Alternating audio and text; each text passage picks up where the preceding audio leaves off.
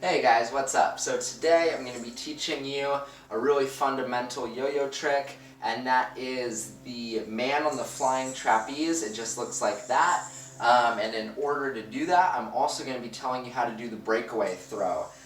So you're obviously familiar with just the front throw, and although that's great for a variety of tricks, the breakaway throw has really become the core of modern yo-yoing. So today, in hopefully just a few minutes, I'm going to be teaching you guys these two tricks, starting off with the breakaway throw. So there's two varieties of holding the yo-yo that are going to be important for you to learn. I kind of alternate between these depending on what tricks I'm doing or how the yo-yo comes back to my hand, and as I just quickly get ready for another throw. Because oftentimes when you're performing a trick, or certainly when you're performing a set of tricks, you're not going to be able to do it just off of one throw, and so you'll need to constantly be catching and quickly re-throwing the yo-yo.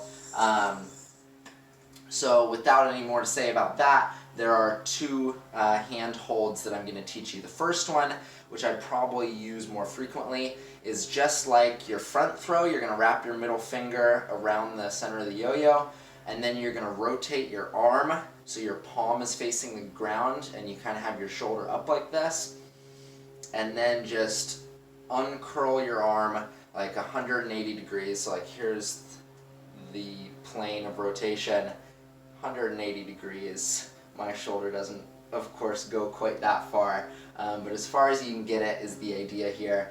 And then what you're going to have to experiment with is where exactly to release the yo-yo.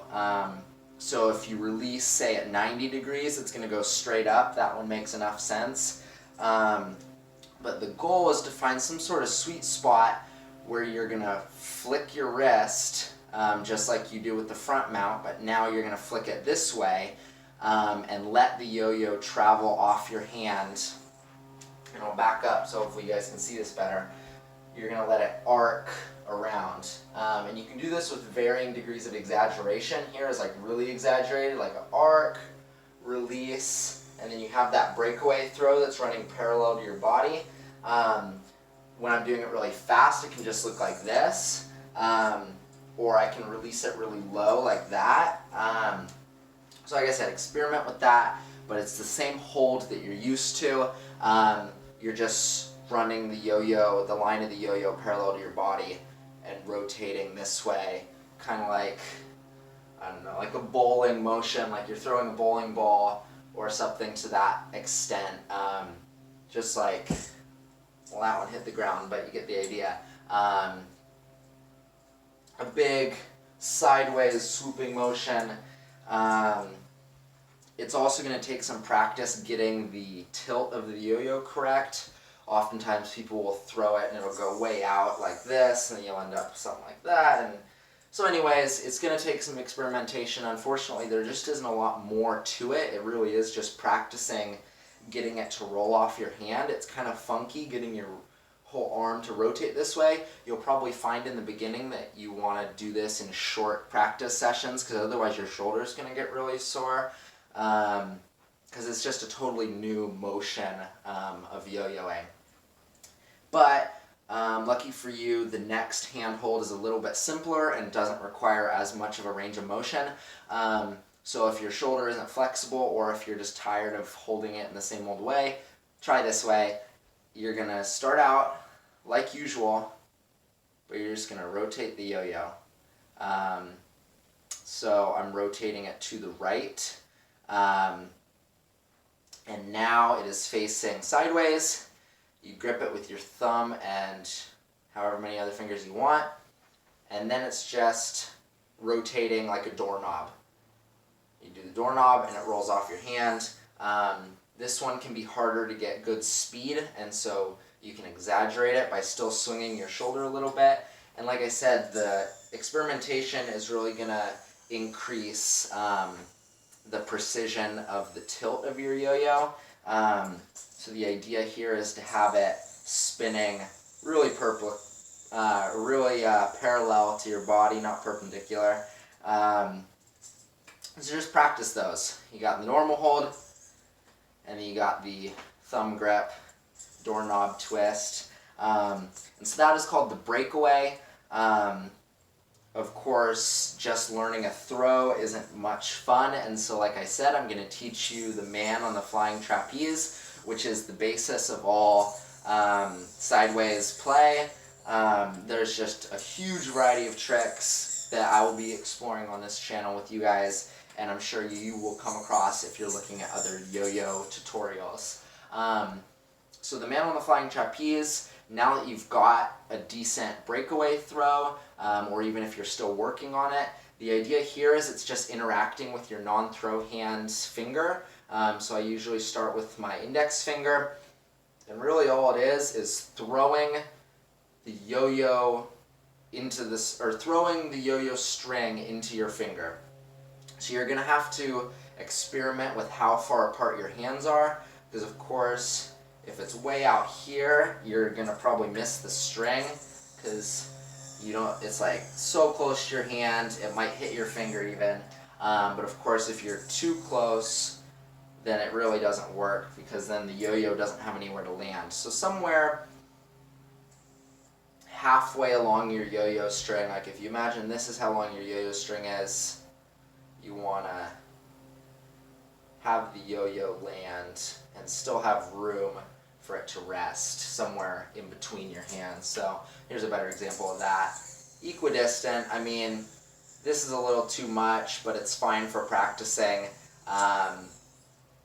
There's not really a golden standard here. It's just getting practice, getting the yo-yo onto the string. If you have a fairly thin-bodied yo-yo like this Spin Star, it might be a little more challenging than if you have a really good wing. But you really can do this with any yo-yo. I wish I had something even narrower so I could prove that point, but you can really do this trick with any yo-yo. Just keep at it. So like I said, it's just hitting your hand. And you can see I'm missing the string now.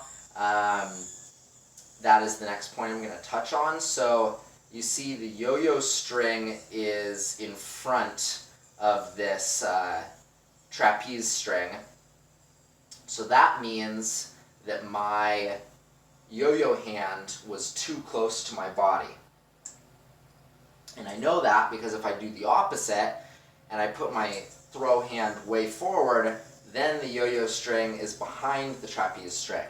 And so if you guys are frequently landing in front or behind the string, just keep that in mind. If you're in front of it, try moving your throw hand forward a little bit. If you're behind it, try bringing your throw hand in a little bit. You may have already figured this out, but you want your throw hand and your non-throw hand to be equidistant from your body so you can get a good trapeze. And then, to help with tracking the string and keeping your hands in place, something that I do subtly, but you can really exaggerate if you want to, is moving your non-throw hand away from your body right as it interacts with the string. And so I'll show you in a really exaggerated version. You're starting like almost all the way at your throw hand and just tracking your finger gently all the way down the string. It doesn't have to be particularly fast because you don't want to give yourself like string burn on your finger, it'll hurt. But you can do it really subtly by still starting somewhere in between your hands, not all the way over here, but just as you make contact with the string, push away from your body a little bit, give a little bit of pressure down into the floor, like so you stay on the string, and that just kind of guides the yo-yo into this bucket that you're creating. It can be a lot more challenging of a hand-eye coordination thing if you're not moving your non-throw hand at all. I mean, then it is just fully reliant on how straight you throw your breakaway. So I really encourage you to try to move your non-throw hand away from your body a little bit, right as you make contact with the string. And then once you're on the string, if you're still having trouble with keeping your fingers equidistant from your body, you can correct the tilt by bringing your hands forward and backwards.